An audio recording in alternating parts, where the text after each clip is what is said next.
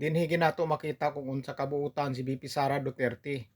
Bisan unsa kakaubos nga tao, iya gikang atubangon ug iyang istoryahon. Asa ka makakita ani nga mga opisyal sa gobyerno nga moadto sa mga sulok-sulok sa mga lugar sa atong bansa, di ba? Si VP Sara Duterte ra ang makaabot diya o makipag-istorya sa mga tao. Kaya tanawan niyang video kung unsa gid siya kabuutan. Bisita ko kay naapa daw mo yung mga evacuees. Na po. Oh, yes ma'am. Ako inyong lugar. Pero na ko nakaano. Thank you, thank you, thank you. Guyang. Kamusta mo gikan sa kuan? Linog. Okay raman po sa mo karon sa pagkakaroon, okay raman po. Okay na oo. Ang amo lang problema katong dam diha namo nga na trap na tubig mao na isa ka number 1 na mo problema ron. Sa ingon sa kuan sa engineer. Wala ko'y update si kagawad po atong manho sa project na.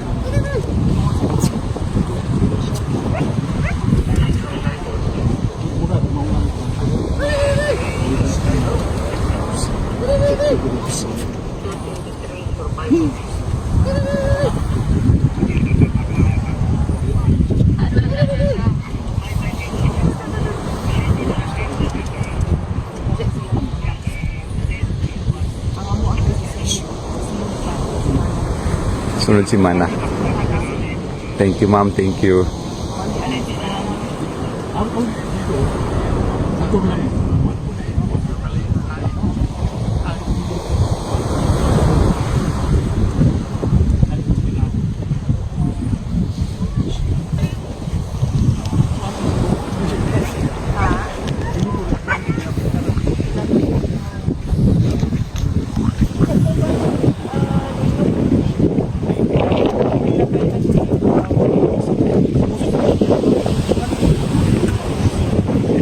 Karon gyud may grabe ka kusog. Kay halos hindi gyud kakatindog ato og katong linog ato.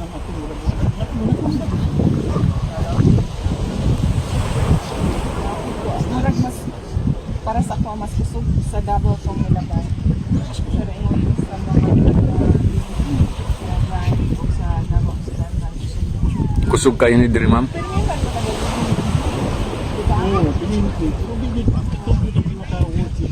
May dami ako sa mga ganti. Ay, Ben,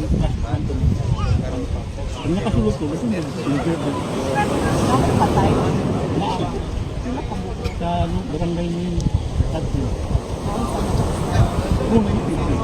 Missing pa kanina siya. Happy Father's Day sa inyo. Kisay amahan na din hi. Tanan. Mga laki.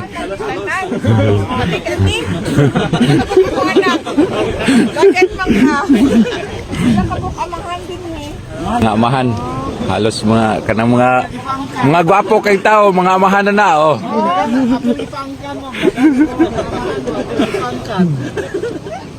Pagkuan tamad. Unsa na? Mag-control Mag-control mo. Kay lisod magkuan, magpadako og bata. Gasto ko ayo. Tinood yun, correct. Hatag tanan kay eskwelahon. Kay kung dili mahuman og eskwela, magbalik-balik ang kalisod. Unya unsa man nga to ang Father's Day? Wala kay na-trauma. Wala kay na-trauma pa, na-trauma. Ano tala so wala may giandap. Wala mo ikuan.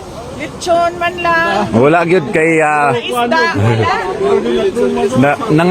nangatrauma gid sila. O nangatrauma mi. Wala gyud ano. Trauma gid tungod sa kakusog sa akong linog. Actually kaning diri na gyud mga liki ni mga bukira ni diri, mga landslide para ato. Kanang naupaw dia kanang mga sagbot nga nangalaya daghang liki na dia na saka na muna dia daghang liki na dia banda. Wala na nagpuyo din sa ilalom ana. Wala na, diri na lang sa baybay. So dili naman siguro maabot na dia kung halimbawa malandslide siya, dili siya maabot na diri. Sige. Kuan na lang, magbili na lang may para kanya-kanya ninyo na Father's Day. Wow, thank you. Thank you. Po, man. Dito. Ani siya. Ani siya. So Andro kalugo. Kani siya father na po daw ni siya. Okay. Salamat. Mag-ato sa amin sa kuan. Oo. Salamat. Salamat kayo, ma'am. Salamat po kayo, salamat kayo. Kamo po, amping po ma'am. Amping mo, pirmi, amping. Kagaya nito, isang mama nagtitinda dyan sa tabi ng kalsada. Nakita ni VP Sara Duterte. Ayan, binili niya lahat yung paninda ng mama. Ganito kabuti, ganito kabait ang Vice Presidente. Sobra kaayo kabuutan sa isig ka tao. Labi na kung lisod ka o mahirap kang tao. Hindi ka talaga niya tatalikuran kung lalapit ka sa kanya para humingi ng tulong. Talagang tutulungan ka ni VP Sara Duterte. Kahit hindi ka pa nagbibihis, kahit marumi pa yung suot mo, haharapin at kakausapin ka ni VP Sara Duterte. Kung ano man ang mga hinaing mo o ano man ang hihingi mong tulong sa kanya, haharapin ka niya at papakinggan ka niya, tutulungan ka niya. At sa yung mga panahon ngayon, yung mga vendors sa tabi ng kalsada na, di ba, pinapaalis, minsan kinukuha yung mga paninda, sinisira yung mga kariton. Pag si VP Sara Duterte magiging pangulo, hindi mangyayaring ganyan na babawiin o kukunin yung mga paninda, sisirain yung mga kariton. Kapag si VP Sara Duterte, sa tingin kong hindi niya papayagan yung ganun dahil naghahanap buhay yung mga mahirap. Nagagalit po si VP Sara Duterte kapag yung mga mahirap ang inaapi. Magagalit talaga siya. Ganun din po si Tatay Digong. Magagalit po yung lalo na pag yung mga ginigiba yung bahay na wala pang malilipatan. Isa rin yan sa ikinagagalit ni VP Sara Duterte na papaalisin mo yung mga tao na wala pa namang lilipatan. Yung mga vendors na agawin mo yung paninda, yung iba dyan hinuhuli, iba sinisira yung mga kariton. Kay VP Sara Duterte hindi mangyayari yan. Hindi papayagan ni VP Sara Duterte na maapi ang mga taong mahihirap na naghahanap buhay lang ng maayos.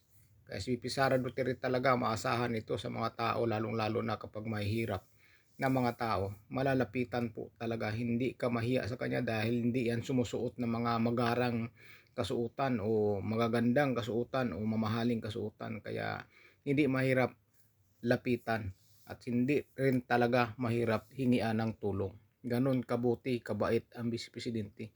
Sobra kabuutan kayo.